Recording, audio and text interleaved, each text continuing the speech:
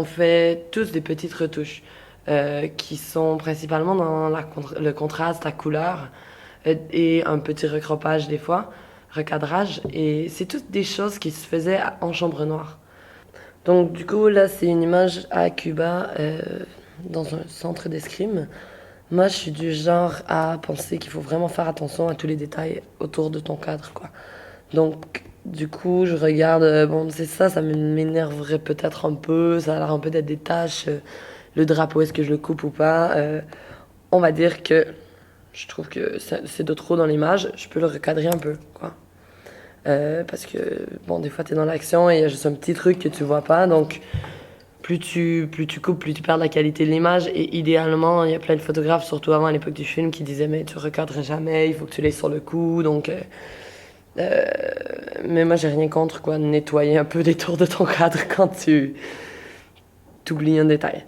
Ensuite, moi, j'ai décidé de le garder très bleu. Mais si je voulais que ce soit une image qui ferait plus presse, avec ce petit outil, je pourrais aller chercher une couleur qui est plus blanche, un vrai blanc. En fait. Ça, c'est un outil très dangereux, le Clarity. Il y a beaucoup de monde qui vont en mettre énormément comme ça et qui rendent leurs photos ultra trop détaillées, quoi. Et je trouve que tu ça a plus l'air réel en fait. Donc, en général, tu y vas doucement, non mais juste un tout petit peu.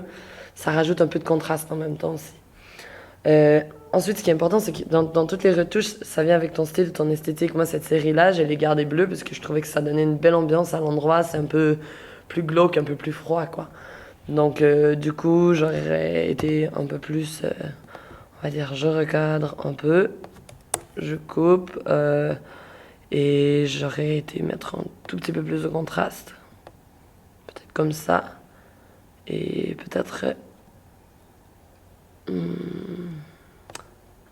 des choses que t'as pas du tout le droit de faire et qui très tristement se font parfois, c'est des choses genre...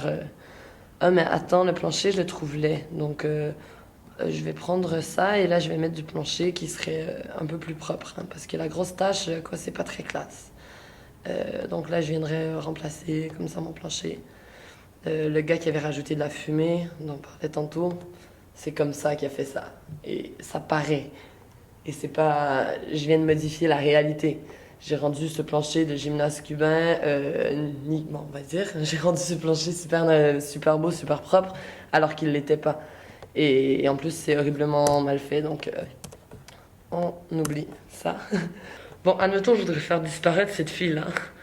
Je prendrai la photo dans Photoshop. J'irai ici. Tu zoom in, t'as un truc, je connais juste le mot en anglais, le stamp tool. Je crois que c'est le clone ou je sais pas. Et tu fais du clonage en fait. Tu prends des samples qui sont à côté et tu viens remplacer tout ça comme ça. Du coup, là, il y a un gros problème, voyez-vous. Je vais enlever la dame et le mec à côté, il n'y aura plus de bras. Je pourrais essayer de lui en rajouter un. Quoi, on va prendre. Non, il peut pas avoir deux épées. On va prendre le bras de son ami. Comme ça. C'est vraiment pas réaliste. Et tous ces trucs-là sont illégaux en photojournalisme parce que c'est pas réel. Donc si tu te dis, à la base, notre métier, c'est de créer des documents, de préserver une certaine histoire, ben, une histoire, c'est des choses qui existent ou qui ont existé, etc. Et, et si on veut la montrer au monde et mettre des traces de cette histoire-là, ben, faire des trucs comme ça, c'est complètement ridicule.